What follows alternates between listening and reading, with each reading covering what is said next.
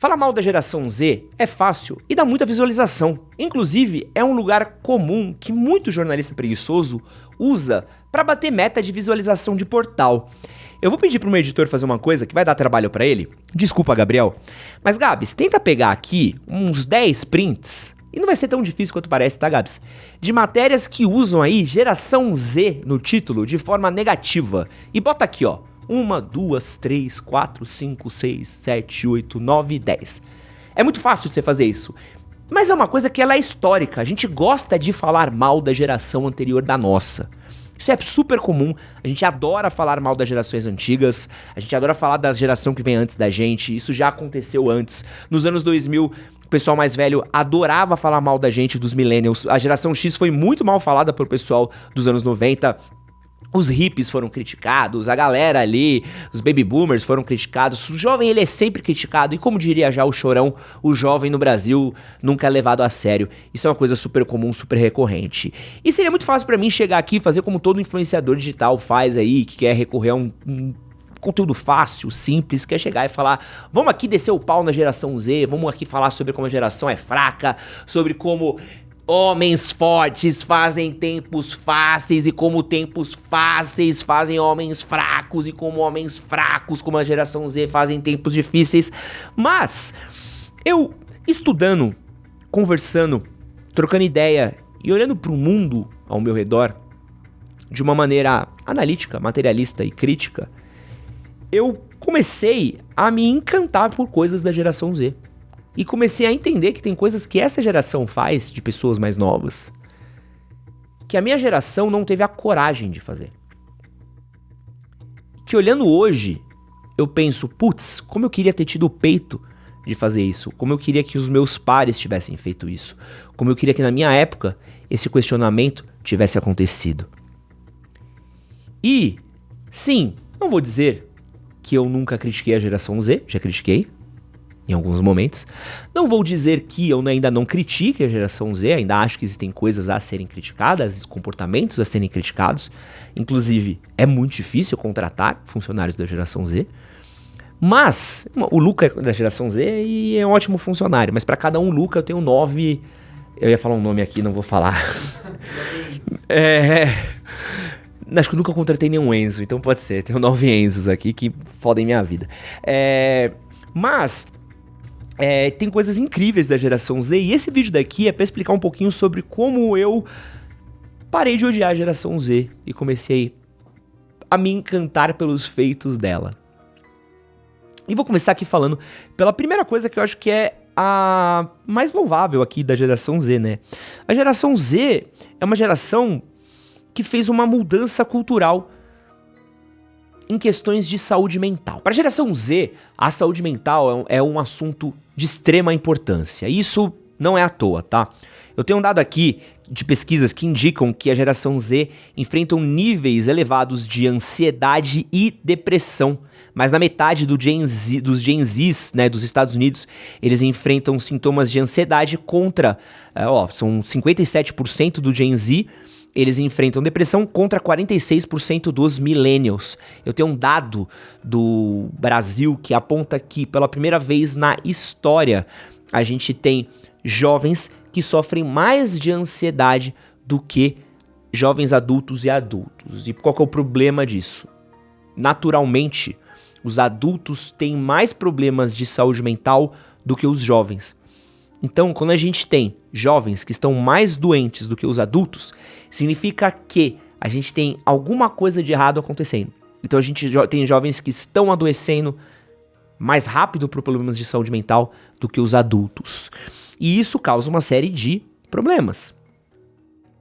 Porém, justamente por ter esses problemas de saúde mental, os jovens da geração Z são mais abertos a falar sobre isso. Uma outra pesquisa que eu tenho aqui aponta que 87% dos jovens da geração Z dizem que eles são mais abertos a falar sobre saúde mental, ao passo que 35% apenas dos millennials são abertos a falar sobre isso. Então, assuntos como saúde mental, bem-estar, problemas que passam com a gente, assuntos de terapia, eles se tornaram assuntos recorrentes. coisas que na minha geração, por exemplo, eram tidas como fraqueza, coisas que eram tidas como sintomas de doença, coisas que eram tidas como problema de lelé da cuca, né? Foi uma coisa muito clara que acontecia na minha época. Você ir ao psicólogo era tido como uma coisa de pessoa problemática. Você não falava abertamente que você ia à terapia. Você não falava abertamente que você ia ao psicólogo. Você não falava abertamente que você estava se tratando. Você automaticamente sofria preconceito com isso. A gente tinha um preconceito muito grande com quem buscava esse tipo de tratamento. Era uma questão, era um tabu dentro da sociedade. Você sequer falava que estou passando por um tratamento de tarja preta. Existia um preconceito muito grande quanto a isso. Pessoas que passavam por problemas de depressão, de ansiedade, sofriam um problema duplo, né? Você tinha que lidar com isso e você tinha que lidar com preconceito quanto a isso. Hoje a gente desmistifica muito das questões sobre saúde mental. Hoje a gente traz esses assuntos à tona.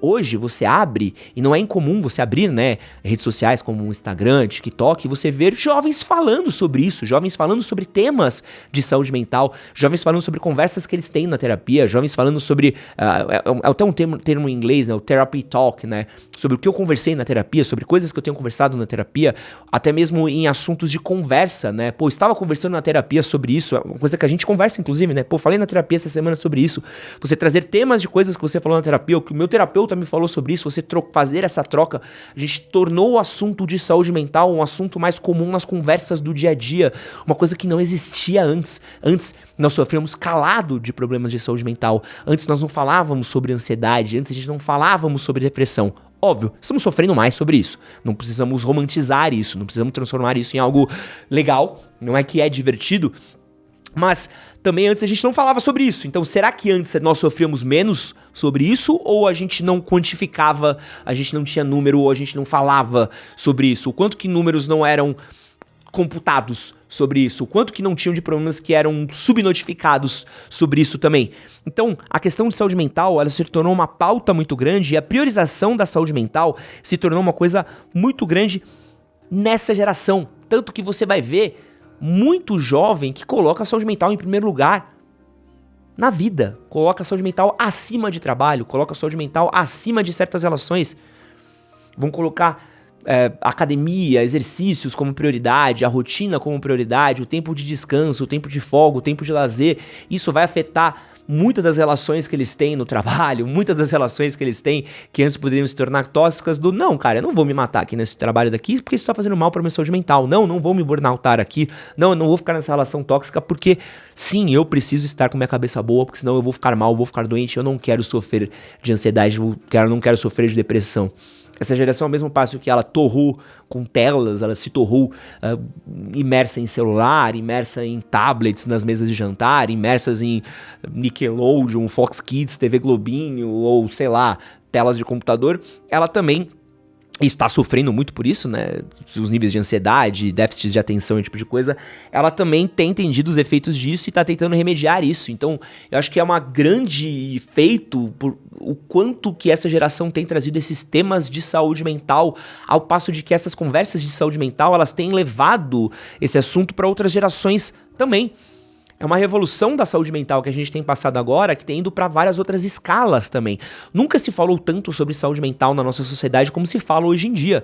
Nunca temas de saúde mental foram tão recorrentes, tão comuns e vão se tornar cada vez mais comuns, ao ponto de hoje nós temos leis que estão sendo criadas para falar sobre saúde mental no trabalho. Hoje a gente tem ministérios da saúde sendo criados em países para falar sobre saúde mental. Hoje a gente tem políticas de empresas sendo pensadas a partir de saúde mental. Antes o burnout era glorificado, antes o burnout ele era um sinônimo de sucesso, hoje o burnout é uma derrota. Então a gente começa a olhar um passo de que essa é uma vitória que ela vem por conta de questionamentos que surgem de uma juventude que vê a doença de seus pais, a doença de seus pares, a doença que ela mesma passa e começa a questionar, tipo assim, isso aqui não é normal, ou pelo menos não deveria ser. Começa a olhar sintomas que atrapalham de ter qualidade de vida, fala, não quero sofrer disso, quero algo diferente pra mim. E começa a levar isso pros lugares onde ela conversa. Pega o seu diário da vida real, né? O diário que antes a gente escrevia num caderninho, leva isso pra um TikTok, pra um Instagram e torna essa conversa mais aberta. E o mundo começa a poder conversar, né? Eu tava vendo um vídeo do Matheus Sodré, que é um criador incrível, inclusive aceitou vir ao podcast, né? A gente só precisa achar a agenda do Matheus Sodré. Conhece o Matheus? Maravilhoso o trabalho do Matheus. E ele fala uma coisa que eu acho muito legal sobre a geração Z, né? Hoje a gente tem um conhecimento muito compartilhado, que eu acho isso muito interessante, né? Antes você sofria um problema, você escrevia no seu diário e você... Ou você, sei lá, sofria no seu quarto, né? Pra quem não tinha diário. E você achava que aquele problema ele era só seu. Hoje você sofre um problema, você publica um vídeo no TikTok e alguém comenta, eu também tenho isso. E você automaticamente, você começa a ter uma rede de apoio que ela amplia-se por diversas pessoas que estão em diversos lugares do mundo e aquela conversa, ela começa a ter camadas e você começa a entender como aquelas conversa ela pode ser amplificada, você tem problemas que eles podem ser resolvidos de diversas maneiras, você tem fóruns no Reddit para tratar de problemas de saúde mental super complexos, super legais de serem acompanhados. Óbvio que tem vários problemas negativos na internet, eu sei de tudo isso, né? A gente pode falar bolha red pill, bolha misógina, a gente pode falar de tudo que acontece no Discord, a gente pode falar de toda a polarização política que acontece, a gente pode falar de todos os absurdos que rolam no Twitter, mas a gente também tem que falar de toda a rede de apoio que acontece, de pessoas que tentam se ajudar e tentam criar conteúdo e tentam criar solidarização através das redes sociais, de pessoas que criam conteúdo do estava sofrendo com isso daqui, não sei o que lá. O que você faz pra passar com esse tipo de problema de saúde? Você entrar na hashtag ansiedade no TikTok e você vê a quantidade de conteúdo de pessoas que estão passando por crise de ansiedade, de rede de apoio de pessoas através de comentários, de pessoas que estão criando metodologias, tipo, faça isso quando você estiver tendo uma crise de ansiedade, eu fiz isso, passei por isso. Você começa a ter uma rede de apoio onde o que antes, você passando por uma crise de ansiedade, você sentia um alien, hoje você vê aquilo e você fala assim, eu não sou um anormal, pessoas passam por isso. Isso é normal, isso é comum. E existe uma cura. Se não existe uma cura, mas existe um jeito de passar por isso. Você encontra um alento, você encontra uma identificação naquilo. Então, eu acho isso muito foda. E tem um carinho muito grande por essa conversa de saúde mental. Principalmente por conta de como a geração Z tomou um protagonismo muito grande nessas conversas e nesse questionamento de não deixar o sistema de trabalho acabar com a saúde mental deles. E no vídeo de hoje eu vim falar um pouquinho mais aqui sobre como a geração Z tem mudado um pouco o mundo. E você talvez não esteja reparando nisso. Então prepara o seu RG, porque tá começando Conversas Difíceis. Antes de começar esse vídeo aqui, eu quero me apresentar. Meu nome é Edson Castro, seu melhor amigo na internet. Eu sou jornalista apresentador. Se você ainda não é inscrito nesse canal, eu quero convidar você a se inscrever.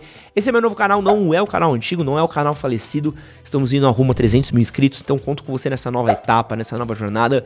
Se inscreva no canal, me ajude aqui. Deixe seu likezinho, deixe a sua inscrição. Comenta aí o que você acha da geração Z, né? Tem gente que vai falar absurdos da geração Z, tudo bem. Quero falar pra você que você também pode ouvir esse podcast daqui no Spotify. Nós temos um feed lá que você pode ouvir em áudio, então você pode ir lá buscar Edson Castro Show, que você vai encontrar esse podcast aqui. E vai ouvir também nossos podcasts de entrevistas. Voltamos com as nossas entrevistas, né? Temos feito entrevistas incríveis. Entrevistamos Clóvis de Barros, entrevistamos Marcos Lacerdas, entrevistamos Presley Vasconcelos, estamos entrevistando Altair Souza, entrevistamos uma galera de altíssimo nível aí sobre mais diversos temas, então nossos podcasts voltaram aí de entrevista, pra quem gostava de me ver conversando com diversos notórios de suas áreas, voltamos com as nossas entrevistas aí, estão acontecendo todas as quartas-feiras, então vá ouvir nossas entrevistas daí que eu sei que vocês gostam bastante, deixa o like, inscreva-se e quero deixar um recadinho aqui dos meus queridos amigos do mercado Bitcoin. Todos nós sabemos que é sempre muito desafiador dar um primeiro passo. Quando se trata de investimento, as dúvidas se multiplicam e quando a gente tá falando de modalidades como ativos digitais, os questionamentos parecem serem maiores ainda. E é justamente para transformar hesitação em confiança que o MB, o mercado Bitcoin, a maior plataforma de ativos digitais da América Latina, tá lançando a sua campanha Primeiros Passos. A proposta é inspirar novos investidores a ingressarem no universo cripto com mais segurança. Você abre a sua conta no MB, que é super rápido, super seguro e leva menos de 5 minutos. Investe pelo menos R$50 em qualquer ativo disponível na plataforma e aí,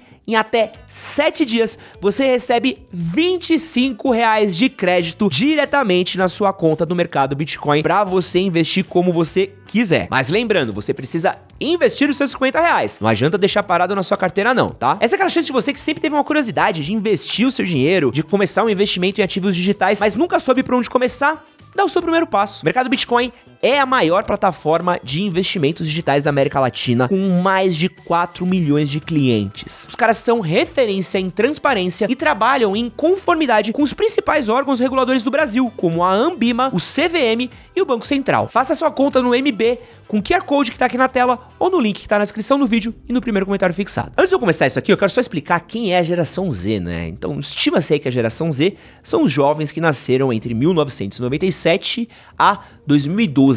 Então são os jovens que nasceram de 97 a 2012, eles são a primeira geração que ela é nativa digital.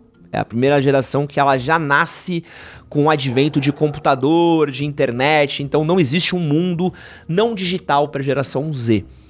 Eu sou um millennial, eu nasci na geração que virou a virada do milênio, né? Então eu vi a virada do milênio e eu sou a geração que nasceu analógica e se transformou em digital. Então eu tive uma infância analógica.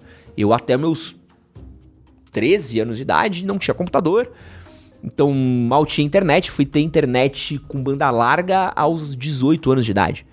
Então assim, eu vi um mundo não digital. Até, sei lá, uns 14 anos de idade eu tinha 5 canais de televisão na minha casa. Então eu vi um mundo que ele não era tão conectado, com tanto excesso de informação. Então a gente tá falando de criações diferentes, culturas diferentes, por isso que tem essa separação. Existem pessoas que não gostam da separação de gerações. Clóvis de Barros critica muito isso, criticou no nosso podcast. Existem pessoas que gostam dessa separação. Eu acho que ela é necessária. Eu acho que ela faz muito sentido, principalmente em questão de comportamento. E principalmente no caso da geração Z, ela faz mais sentido ainda, porque eu acho que nunca teve uma separação tão clara de gerações como teve agora. Eu converso, por exemplo, com meus tios, as infâncias dos meus tios foram muito parecidas com as minhas, e a geração e a minha criação com a da minha mãe, apesar de ter algumas discrepâncias, ainda teve muitas similaridades. Eu converso com meus irmãos mais novos, não teve nada parecido com a minha criação com a deles. Teve muita disparidade. Vou dar um exemplo pra vocês. Eu me formei no colégio, não existia celular com câmera. Um exemplo melhor ainda, tá? O iPhone foi inventado no meu último ano de faculdade. Então as câmeras boas de celular só saíram depois que eu me formei na faculdade. Então eu tenho pouquíssimos registros de fotos minhas na faculdade porque a gente ia com câmera Cybershot. Então eu não tenho stories bêbado, não tenho reels, não tem nada de absurdo cometido no meu na faculdade. Então não sofri cyberbullying porque não existia isso. E a rede digital que eu tinha quando eu era mais novo era o Orkut, e era o Orkut onde só podia subir 12 fotos. Então é completamente diferente a criação, completamente diferente os modelos, então a gente tá falando de... É um outro universo, não tem como você falar que não era, entendeu? Então são criações completamente diferentes. Falando de outra coisa aqui, que eu acho que a geração Z mudou muito, e aqui eu acho que os millennials têm um pouco de influência, mas a geração Z tem mais ainda, é uma questão de política. Quando eu cresci nos anos 90 e nos anos 2000, tinha um dito muito forte dos brasileiros, que era: o brasileiro não se importa com política. Isso era um papo quase 100% real, assim. Falava-se muito pouco de política. A gente era muito apolitizado, assim. O papo era muito raso de política. Você tinha muito pouco papo de política, era um papo muito raso, muito superficial, ao ponto de ser quase inexistente, assim, né? Pessoas brigavam por política, até brigavam em época de eleição, mas não era um clima tão quente, as pessoas não se interessavam tanto por isso, não existia tanto aprofundamento, não existia muito conteúdo sobre isso, era no máximo um noticiário político que você tinha na televisão, um noticiário político que você tinha no jornal, uma outra conversa de boteco e já era. Hoje, muito por conta das redes sociais, hoje muito por conta da complexidade do sistema que a gente vive, as conversas políticas elas se aprofundaram muito. E de diversas maneiras e em diversas camadas.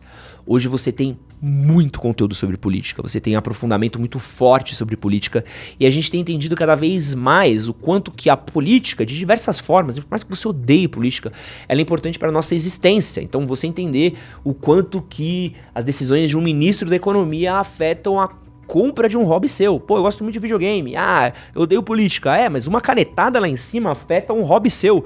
O quanto que uma decisão de um presidente afeta o nosso dia a dia, o quanto que uma decisão de um presidente em relação a uma vacina afeta a nossa avó, afeta o nosso avô, afeta nossa família, ou o quanto que a decisão de um prefeito pode afetar uma segurança pública. Mais do que isso, né? A gente tem conversado sobre política em questão de ideais, de planejamento, como eu penso como uma cidade deveria ser, como eu penso como a minha família deveria poder viver num espaço público, como eu penso como a sociedade deveria se organizar. Então a gente tem levado essas conversas cada vez mais adiante, a gente tem tornado essas conversas cada vez mais complexas e cada vez, óbvio, isso traz a polarização, que é uma merda, porém isso tem refinado essas conversas e tem sofisticado o pensamento das pessoas. Então ao mesmo tempo que eu acho ruim as pessoas brigarem, eu acho do caralho isso ter tornado as conversas mais difíceis, né? Caralho, eu citei o nome do programa. Agora e assim, eu vou falar um bagulho que as pessoas ficam putas, mas por exemplo, eu realmente, cara, desculpa, eu acho muito foda ter, e eu converso com pessoas que tem pensamentos diferentes. Então, assim, eu acho muito legal ter a galera comunista, Humberto Ramos, o Gael Fato, ter Jones Manuel, ter a Carol Sardá, você ter essa galera falando sobre comunismo ali numa ponta. Eu acho muito legal ter a galera do MBL, o Renan Santos, o Arthur, você ter a Espectro Cinza, toda a galera que tá fazendo ali, o Missão, tem essa complexidade ali mais pra direita. Eu acho interessante você ter, e assim, a gente tá falando de uma galera que movimenta jovens, assim, então você tem um espectro mais à esquerda, um espectro mais à direita, você ter pessoas que estão conversando sobre militâncias também de diversos jeitos, assim, então você tem pessoas que falam sobre direitos dos negros hoje em dia e conversam sobre isso, sobre vivências negras, sobre militância LGBTQIA+, também muito forte, então, olha isso, a gente fala sobre como é importante a política pensada para minorias. Então, legal, eu sou aqui de uma minoria, tal, sofro um preconceito, sofro uma parada. Só não adianta nada eu só estar aqui tomando porrada. Eu preciso estar na política, eu preciso conversar disso politicamente, eu preciso estar em cadeiras políticas, né? Inclusive, isso era algo que a gente já viu ali na política norte-americana com o Harvey Milk ali em São Francisco na década de 70, né? Uma coisa que a gente viu há muito tempo atrás. Então, são conversas e isso tem se tornado cada vez mais frequente, as pessoas têm se organizado, têm conversado sobre isso, têm falado sobre isso, têm se mobilizado quanto a isso é muito legal, né? Você entender como o jovem ele tem entendido um pouco isso, o papel político dele no mundo, né? Porque a gente tem visto o mundo em convulsão e a gente tá chegando num ponto que a gente tá entendendo que quem tá no poder são os velhos que têm tomado decisão na gente, têm cagado na nossa cabeça. E acho que isso daqui, e aí, isso aqui é uma coisa que eu tenho visto tanto o pessoal da esquerda como da direita reparado nisso, né? Olha pra quem tá no poder, é sempre uma galera muito mais velha, né? É sempre um cara de 60, 70 anos. Olha quantos anos tem o Lula, olha quantos anos tem o Bolsonaro. É um cara muito mais velho. Esses caras daí estão tomando decisão por gente muito mais nova. Esses caras estão torrando o nosso dinheiro, é a gente que tá pagando a aposentadoria deles, é a gente que tá pagando o salário deles, eles estão queimando o nosso dinheiro ali, tomando decisão pra gente, deixando um país horrível pra gente, deixando uma segurança horrível pra gente, tomando decisão péssima, com inflação, com tudo. E cada vez mais os jovens têm entendido que não, eu quero o meu lugar na política, eu quero o meu lugar pra tomar decisão, eu quero o meu lugar pra falar isso, eu quero poder falar o que eu quero. Então eu tenho visto essa movimentação muito grande do jovem também, e esse questionamento que antes não acontecia. Antes isso não acontecia, antes existia uma cadeia de poder, existia uma espera, eu tenho visto uma convulsão muito grande de dois espectros. Posso estar errado, mas eu tenho visto isso muito forte também, acho isso do caralho. Isso também tem a ver com uma questão de diversidade também, que é um outro ponto que também está incluído dentro da política. E vou falar aqui de diversidade e sexualidade. A minha geração, dos anos 2000, os millennials, a gente passou por uma revolução, não foi bem uma revolução sexual, mas a gente foi uma geração muito sexualizada, tá? Muito, muito sexualizada. A gente falava muito sobre sexo, a gente teve a revolução da pílula, teve uma revolução sexual feminina, as mulheres passaram por toda uma questão de meu corpo, minhas regras, posso fazer o que eu quero, papapá. Então, cara, minha geração transava muito. Isso é uma coisa que dá pra falar com relativa tranquilidade. Mas ao mesmo passo, a gente era uma geração muito homofóbica. Então eu lembro de casos de amigas minhas mulheres sendo muito homofóbicas, muito machistas.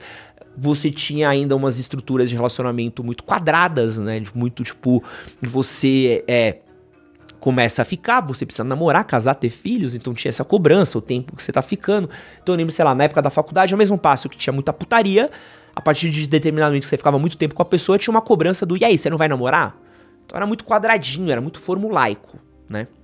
E aí eu quero contar uma experiência que eu tive, que vai parecer meio babaca do que eu vou falar aqui, mas é muito louco, assim. Mas da última vez que eu estive solteiro, tinha uma diferença muito grande de quando eu saía com mulheres da minha idade pra mulheres mais novas. Que dava pra entender a cabeça diferente, assim. Eu conseguia entender, assim, às vezes, como 10 anos de diferença, mano, fazem a cabeça da pessoa ser completamente... Parece que você tá em polos diferentes, tá ligado? Porque as gerações mais novas, elas não se ligam mais a certos estereótipos. Então, a geração Z, ela... Cara, ela não se liga mais a relacionamento tão sério. Então, cara, não tem mais tanto uma pressão tanto por namorar, por ficar tanto tempo junto. Não tem mais uma pressão tão grande a ser heterossexual ou não. Então, pô, o cara pode ser gay ou não, isso não é um problema. Então, você vê rodas com amigos gays, bissexualidade está se tornando menos um tabu. Existe ainda muito preconceito, mas é menos um tabu do que já foi antes. Você tem tido essa galera muito mais livre pra ser. Então, um exemplo pra vocês. Na minha geração millennial, na minha turma, não tinha nenhum gay assumido. Na turma que se formou em 2004, no Agostinho São José, nenhum gay assumido. Na turma que se formou na PUC em 2009, que era a turma que eu entrei na faculdade, e na de 2010, que é a que eu me formei, um gay assumido, e na outra 2. Hoje deve ter uns 10, se formando 15 pra mais, né? É muito diferente. É muito diferente, porque é uma coisa que foi meio que tornada... Não tornada legal, mas é uma galera que pôde ser, entendeu? Pôde viver, pôde existir, sabe? E até mesmo em questões de direito, né? Eu tava conversando com 2 amigos gays meus, e isso daí... Isso é uma questão de uma luta de várias gerações, tá? Não vou atribuir isso à geração Z, tá? Mas eu tava conversando sobre eles, que eles são casados no papel hoje, né? E aí eles estavam me contando, olha que bizarro que eles estavam me contando, que eles têm vários amigos, histórias de amigos deles, que eram casados, que um dos lados do casal morreu, e a família que era brigada pegou o apartamento do cara que morreu, expulsou o outro lado do casal, pegou todos os bens, e o cara que ficou viúvo ficou sem nada. Porque como não tinha nada no papel, ele não era nada.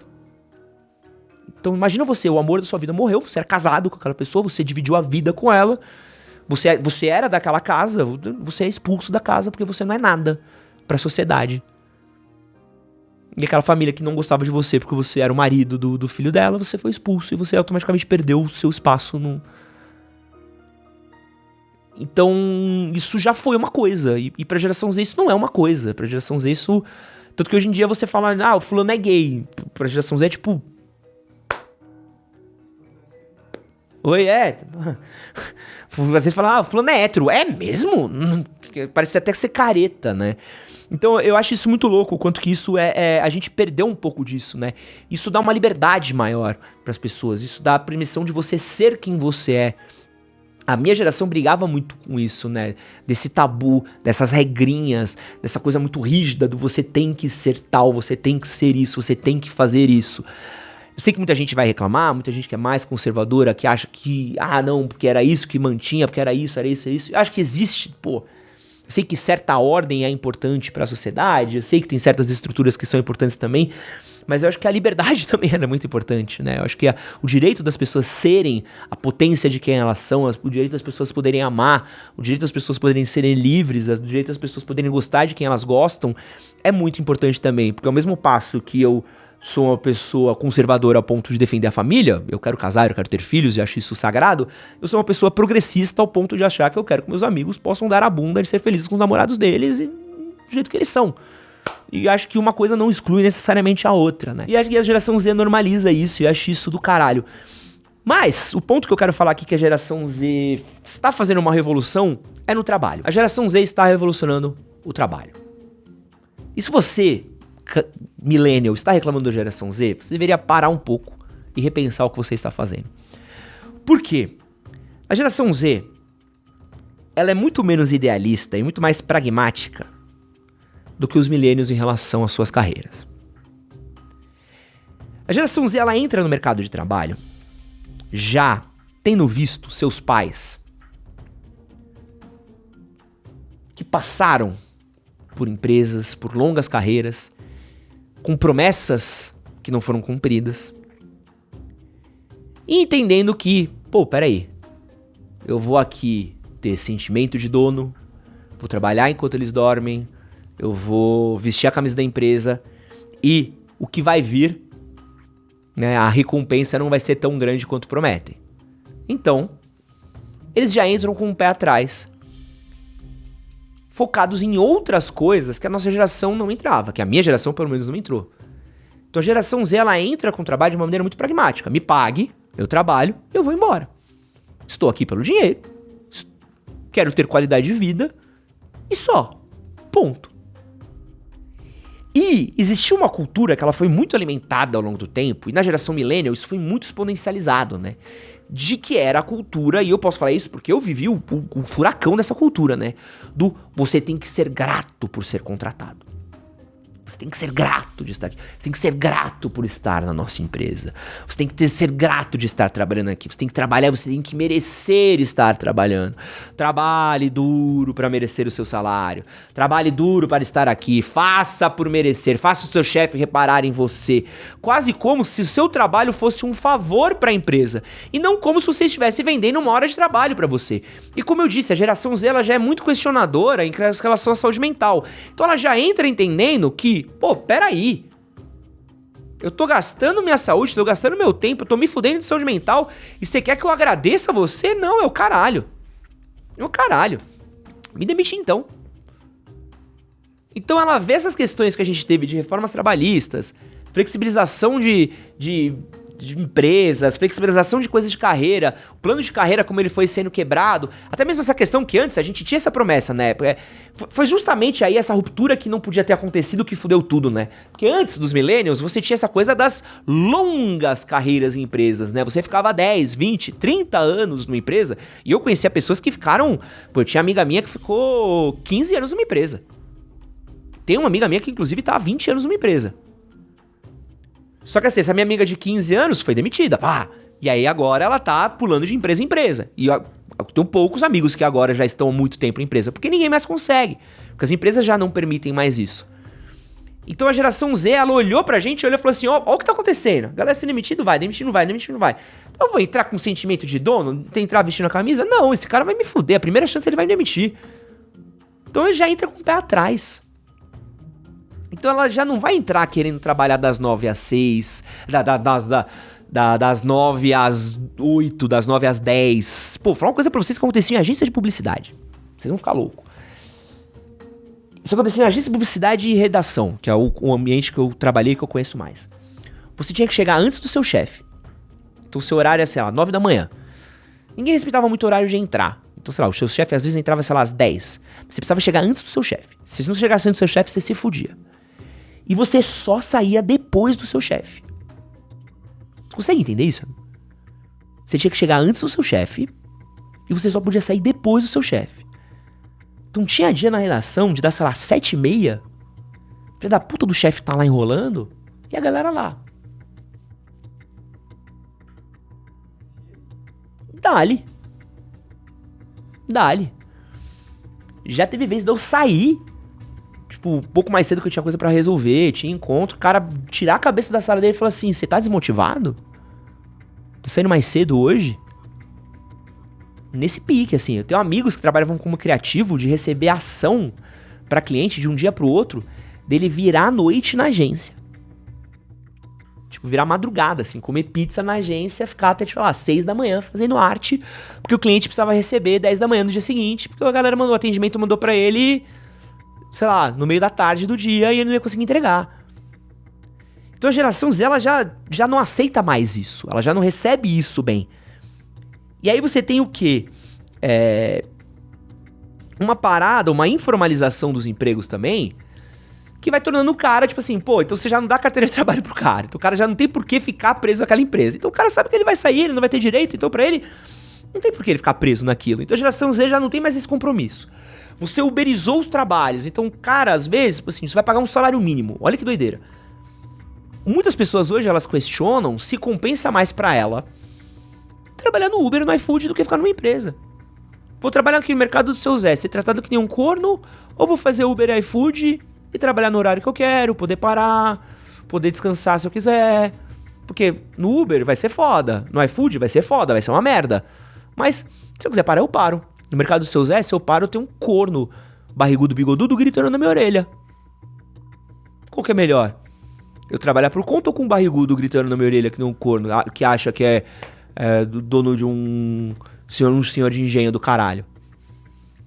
E aí, esse pensamento escravagista desses patrões também começa a entrar em choque porque ele perdeu esse sentimento do corpo das pessoas, né? E aí essa molecada entra no mercado de trabalho, as pessoas começam a espiralizar, principalmente pós-pandemia, né? Porque o cara começa a ficar questionado, tipo assim, pô, peraí, por que eu preciso ir pro ambiente de trabalho? Se eu vou chegar aí pra ligar um computador pra ter uma reunião online? E se tudo que eu faço na empresa, eu faço na minha casa igual, no computador? Por que eu preciso usar terno e gravata pra trabalhar dentro de um escritório, sendo que eu não trato direto com o cliente, eu volto pra minha casa? A gente não atende ninguém, a gente não fala com ninguém. Qual é a diferença de eu ir de bermuda e camiseta pra eu ir de terno e gravata? Pô, por que eu preciso fazer isso? Então começa a ter uma série de questionamentos, e a geração Z vem com esse questionamento. Óbvio, vem com vários problemas, tá? Vem com vários problemas de atenção, vem com vários problemas às vezes de achar que tem uma qualificação muito maior do que realmente tem, vem com um problema às vezes de aprendizado e de atenção muito forte. É muito difícil você ensinar certas coisas às vezes pra geração Z, né? Pô, eu já peguei gente de geração Z que trabalhou pra mim, do cara achar que o trabalho dele é pica, isso é uma bosta. Você fala, cara, não é legal. Cara, não, mas aquilo é pica, tá? Falando, não. E o cara não entender que o trabalho não é legal. E aí você tem que falar, tipo... E aí você tem que falar, tipo... Aí você tem que, até você conseguir explicar, é um trampo, mas beleza. E aí, esses questionamentos, eles vão criando uma ruptura que as empresas começam a olhar e falar assim, tá, como é que eu lido com isso? E aí o que me pega é justamente isso, né? Porque as empresas agora... Olha que doideira. As empresas começaram a contratar mais pessoas velhas porque elas não conseguem lidar com a geração Z. Então, ficou melhor para pessoas 40 a mais, porque algumas empresas elas estão escolhendo pessoas mais velhas no lugar de geração Z porque elas não conseguem lidar com a geração Z. Então, eu sinto que às vezes a gente tem essa coisa de milênio de querer bater na geração Z, que deveria ser o contrário.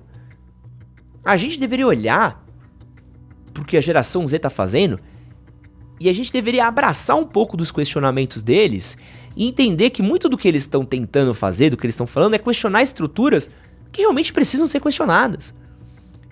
Questionar um monte de coisa que acontece no mercado de trabalho que não faz sentido. Questionar um monte de abuso que rola no mercado de trabalho que não acontece, porque a geração dos milênios foi explorada. Foi completamente explorada. Fizeram um monte de promessa pra gente no mercado de trabalho que não veio. A gente pagou a aposentadoria de um bando de velho e a gente não vai se aposentar. Sugaram da gente dinheiro pra caralho e a gente não vai se aposentar. Você tá ouvindo exatamente isso que eu tô falando?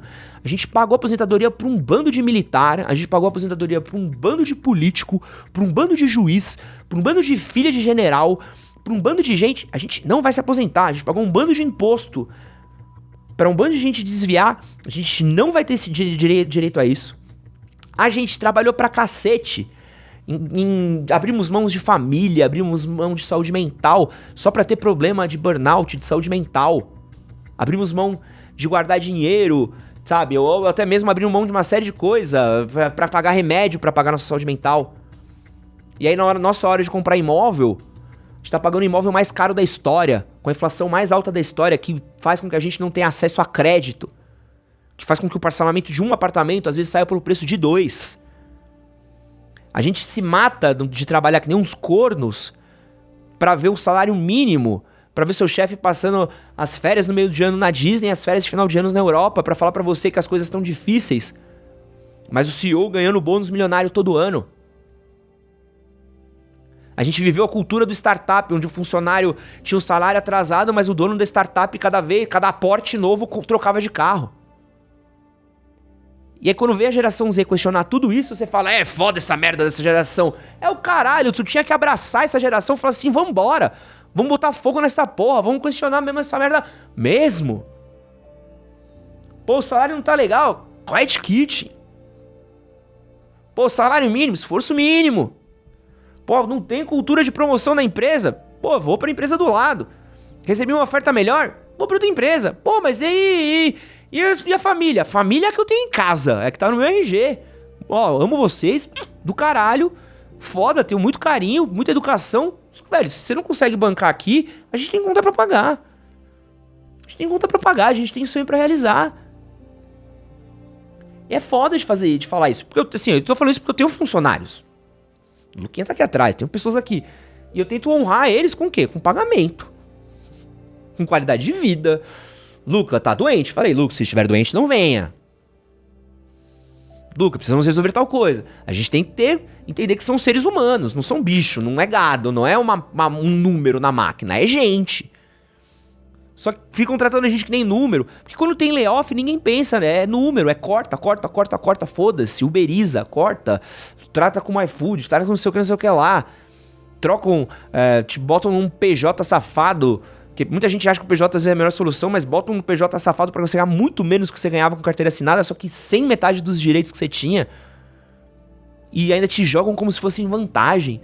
Então assim, a gente tinha que olhar pra todos esses questionamentos e abraçar eles, cara. Vai falar com quem trabalhava em farmácia. Quem trabalha em farmácia antes, você tinha 5 funcionários dentro de uma farmácia. Hoje você tem 2 pra trabalhar por 5 pessoas. Olha a qualidade dos serviços, caiu, sabe por quê? Porque tem um bando de gente que tá com... Cara, tá com muita carga de trabalho. Escala 6x1 pra ganhar um salário mínimo. É óbvio que a galera roda pra caralho, o turnover é altíssimo, a carga de gente saindo do trabalho, se demitindo é altíssima, aí tem que se demitir mesmo, velho. Se arranjou coisa melhor, cai fora. Cai fora. Tem que pensar isso mesmo, a gente tem que achar onde vai pagar bem, onde vai ter qualidade de vida, onde vai ter saúde mental, onde respeite a gente. Então assim, em questão de trabalho, eu vejo a galera chicoteando a geração Z, assim, falando mal, cagando em cima, tudo. Mas acho que é uma revolução que eles estão fazendo. E estão tendo que forçar o mercado de trabalho, ou as pessoas, os RHs, os donos de empresa a olhar e falar assim, nossa, né, vou ter que rebolar um pouco pra manter meu funcionário. Rebole. Rebole muito. Rebole pra caralho. Enfim. Castrinho comunista, né, agora? Rolou um camarada castrinho, né? Não, porque eu acho que é isso, velho. Acho que assim, acho que um pouco do... Eu tenho minhas críticas à geração Z, acho que várias delas, acho que tem... Eu tenho críticas a várias gerações, tenho críticas à minha geração, tenho várias críticas a várias coisas, mas acho que a gente não pode criticar o jovem, acho que o jovem, ele tem que fazer as mudanças dele, cabe ao jovem o tempo dele, né? Já foi o meu tempo, a gente fez as nossas mudanças, a gente fez o que tinha que fazer e o jovem tá fazendo as mudanças dele. E acho que essa pressão de jogar nas costas dele todos os males do mundo é uma cagada enorme de velho paia, entendeu? E acho que isso que os jovens estão fazendo com trabalho, com saúde mental, com as relações, com política, é do caralho. E é uma coisa que os millennials não tiveram coragem de fazer, ou não tiveram a capacidade de fazer do jeito que a geração Z tá fazendo. Então esse vídeo daqui é mais um desabafo, é mais uma troca. Então é isso. Jovens, um abraço. Não sei como é que terminar esse vídeo. É isso daí, então... Vou terminar aqui recitando o poeta, né? Eu vejo na TV o que eles falam sobre o jovem não é sério. O jovem no Brasil nunca é levado a sério. Um grande abraço. Esse foi o Conversas Difíceis. Valeu.